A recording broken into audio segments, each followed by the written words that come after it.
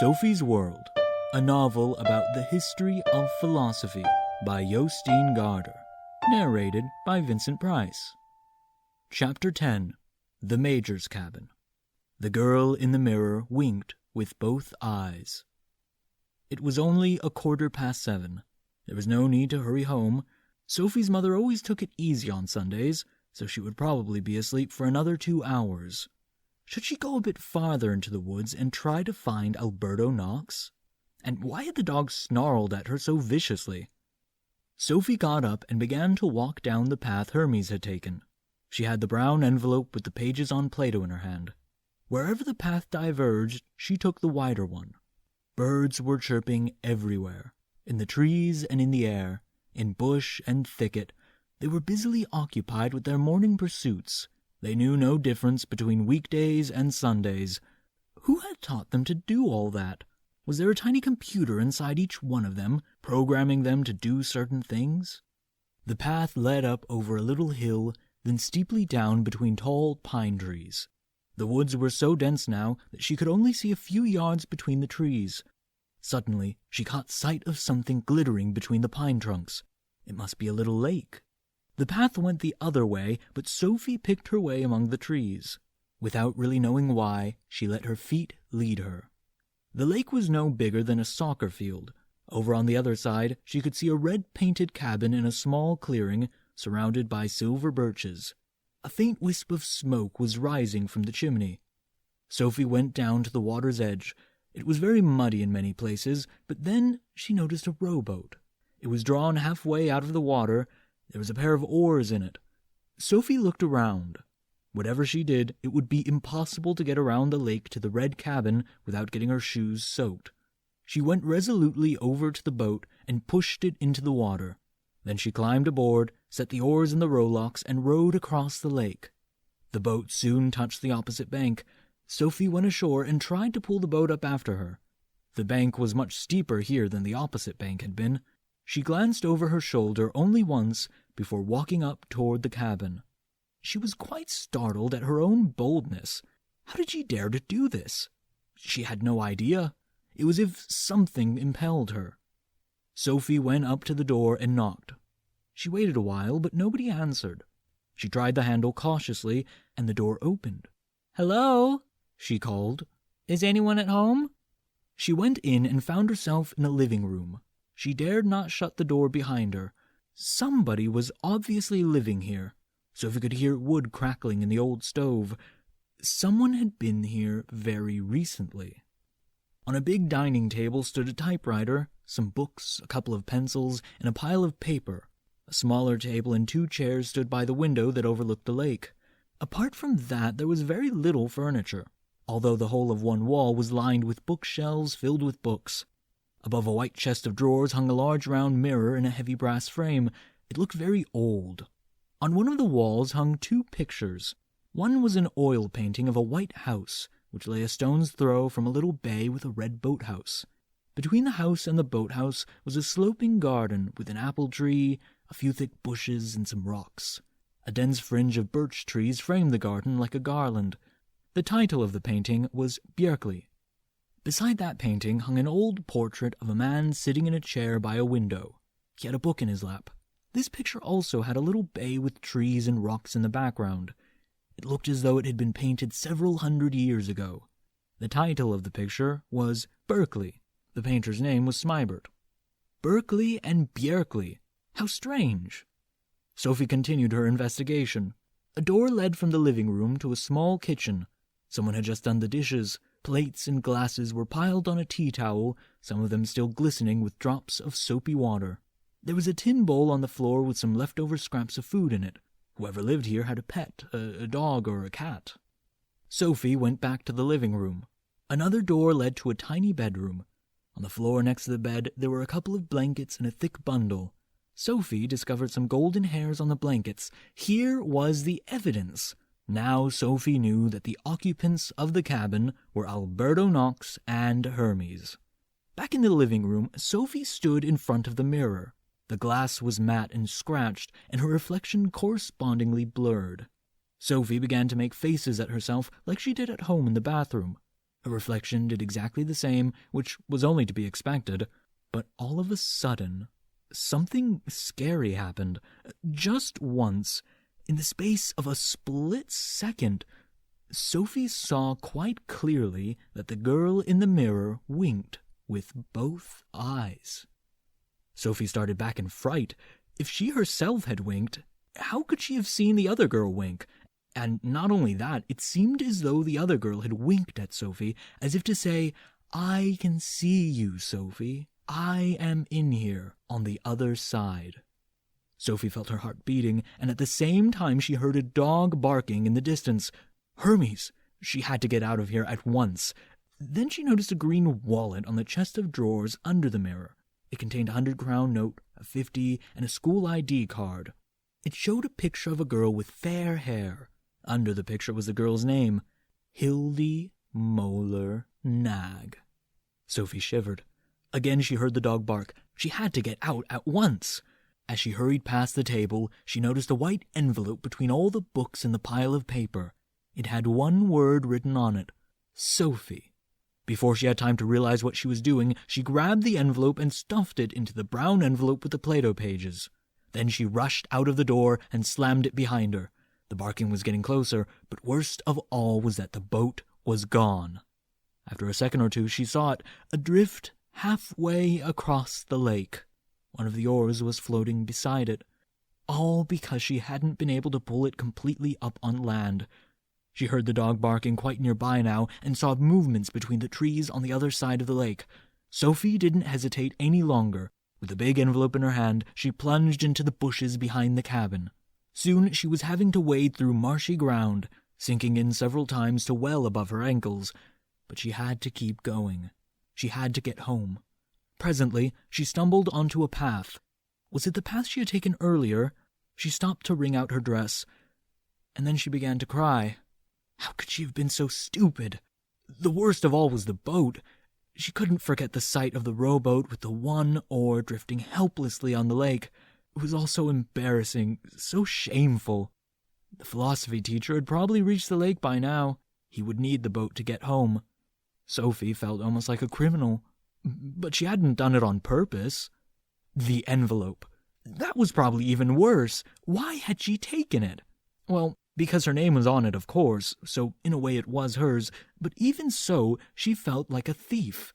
And what's more, she had provided the evidence that it was she who had been there.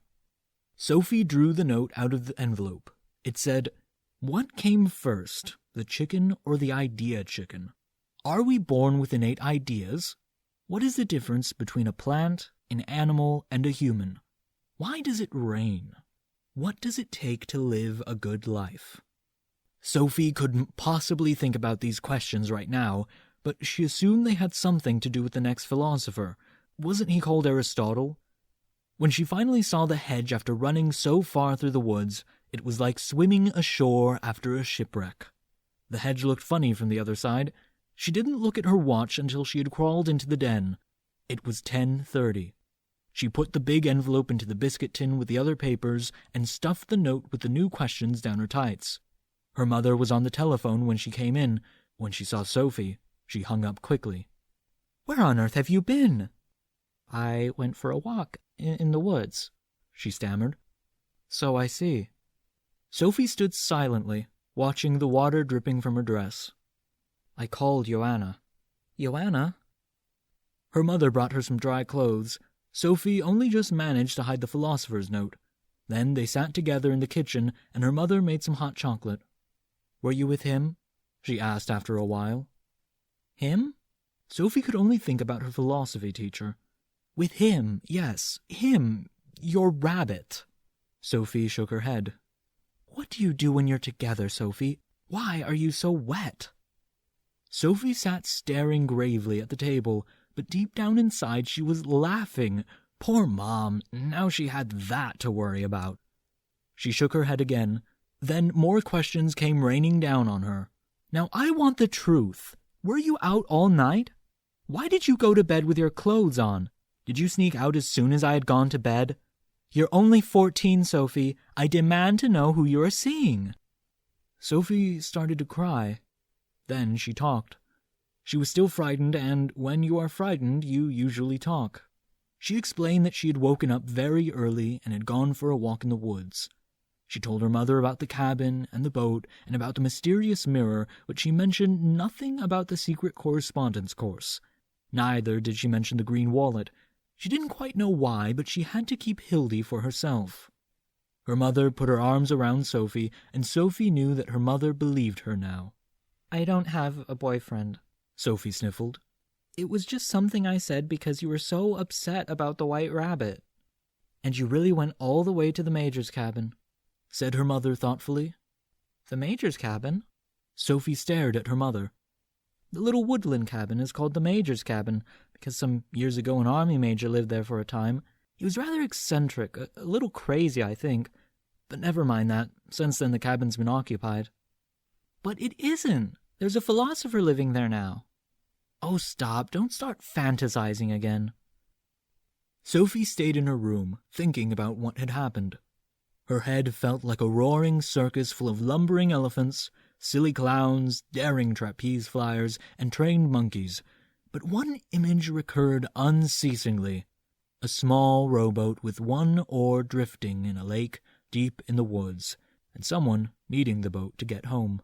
She felt sure that the philosophy teacher didn't wish her any harm and would certainly forgive her if he knew she had been to his cabin. But she had broken an agreement. That was all the thanks he got for taking on her philosophic education. How could she make up for it? Sophie took out her pink notepaper and began to write. "Dear philosopher, it was me who was in your cabin early Sunday morning. I wanted so much to meet you and discuss some of the philosophic problems. For the moment, I'm a Plato fan, but I'm not so sure he was right about ideas or pattern pictures existing in another reality. Of course, they exist in our souls, but I think, for the moment anyway, that this is a different thing. I have to admit, too, that I am not altogether convinced of the immortality of the soul. Personally, I have no recollections from my former lives. If you could convince me that my deceased grandmother's soul is happy in the world of ideas, I would be most grateful. Actually, it was not for philosophic reasons that I started to write this letter, which I shall put in a pink envelope with a lump of sugar. I just wanted to say I was sorry for being disobedient. I tried to pull the boat completely up on shore, but it was obviously not strong enough, or perhaps a big wave dragged the boat out again. I hope you managed to get home without getting your feet wet. If not, it might comfort you to know that I got soaked and will probably have a terrible cold, but that'll be my own fault. I didn't touch anything in the cabin, but I am sorry to say that I couldn't resist the temptation to take the envelope that was on the table. It wasn't because I wanted to steal anything, but as my name was on it, I thought in my confusion that it belonged to me. I am really and truly sorry, and I promise never to disappoint you again. P.S. I will think all the new questions through very carefully, starting now. P.P.S. Is the mirror with the brass frame above the white chest of drawers an ordinary mirror or a magic mirror? I'm only asking because I am not used to seeing my own reflection wink with both eyes. With regards from your sincerely interested pupil, Sophie. Sophie read the letter through twice before she put it in the envelope. She thought it was less formal than the previous letter she had written. Before she went downstairs to the kitchen to get a lump of sugar, she looked at the note with the day's questions. What came first, the chicken or the idea chicken? This question was just as tricky as the old riddle of the chicken and the egg. There would be no chicken without the egg and no egg without the chicken. Was it really just as complicated to figure out whether the chicken or the idea chicken came first? Sophie understood what Plato meant. He meant that the idea chicken had existed in the world of ideas long before chickens existed in the sensory world. According to Plato, the soul had seen the idea chicken before it took up residence in a body. But wasn't this just where Sophie thought Plato must be mistaken? How could a person who had never seen a live chicken or a picture of a chicken ever have any idea of a chicken? Which brought her to the next question. Are we born with innate ideas? Most unlikely, thought Sophie. She could hardly imagine a newborn baby being especially well equipped with ideas. One could obviously never be sure because the fact that the baby had no language did not necessarily mean that it had no ideas in its head. But surely we have to see things in the world before we can know anything about them. What is the difference between a plant, an animal, and a human? Sophie could immediately see very clear differences. For instance, she did not think a plant had a very complicated emotional life. Who had ever heard of a bluebell with a broken heart? A plant grows, takes nourishment, and produces seeds so that it can reproduce itself. That's about all one could say about plants. Sophie concluded that everything that applied to plants also applied to animals and humans, but animals had other attributes as well. They could move, for example. When did a rose ever run a marathon? It was a bit harder to point to any differences between animals and humans. Humans could think, but couldn't animals do so as well? Sophie was convinced that her cat Shere Khan could think. At least, it could be very calculating. But could it reflect on philosophical questions? Could a cat speculate about the difference between a plant, an animal, and a human? Hardly. A cat could probably be either contented or unhappy, but did it ever ask itself if there was a god or whether it had an immortal soul? Sophie thought that was extremely doubtful. But the same problem was raised here as with the baby and the innate ideas. It was just as difficult to talk to a cat about such questions as it would be to discuss them with a baby. Why does it rain? Sophie shrugged her shoulders. It probably rains because seawater evaporates and the clouds condense into raindrops. Hadn't she learned that in the 3rd grade? Of course, one could always say that it rains so that plants and animals can grow, but was that true? Had a shower any actual purpose? The last question definitely had something to do with purpose. What does it take to live a good life? The philosopher had written something about this quite early on in the course. Everybody needs food, warmth, love, and care. Such basics were the primary condition for a good life, at any rate. Then he had pointed out that people also needed to find answers to certain philosophical questions. It was probably also quite important to have a job you liked. If you hated traffic, for instance, you would not be very happy as a taxi driver. And if you hated doing homework, it would probably be a bad idea to become a teacher. Sophie loved animals and wanted to be a vet, but in many cases, she didn't think it was necessary to win $1 million in the lottery to live a good life. Quite the opposite, more likely. There was a saying, "The devil finds work for idle hands." Sophie stayed in her room until her mother called her down to a big midday meal. She had prepared sirloin steak and baked potatoes. There were cloudberries and cream for dessert. They talked about all kinds of things. Sophie's mother asked her how she wanted to celebrate her 15th birthday. It was only a few weeks away. Sophie shrugged. "Aren't you going to invite anyone? I mean, don't you want to have a party?" "Maybe. We could ask Martha and Anne-Marie, and Helen, and Joanna, of course, and Jeremy perhaps, but that's for you to decide. I remember my own 15th birthday so clearly, you know. It doesn't seem all that long ago. I felt I was already quite grown up. Isn't it odd, Sophie? I don't feel I have changed at all since then." "You haven't. Nothing changes. You've just developed, gotten older." That was a very grown-up thing to say. I just think it's all happened so very quickly. Thank you for listening to Chapter 10 of Sophie's World, The Major's Cabin. If you enjoyed it, please consider subscribing to hear more from the story, as well as other projects I may be working on in the future. I'd really appreciate it. Thank you.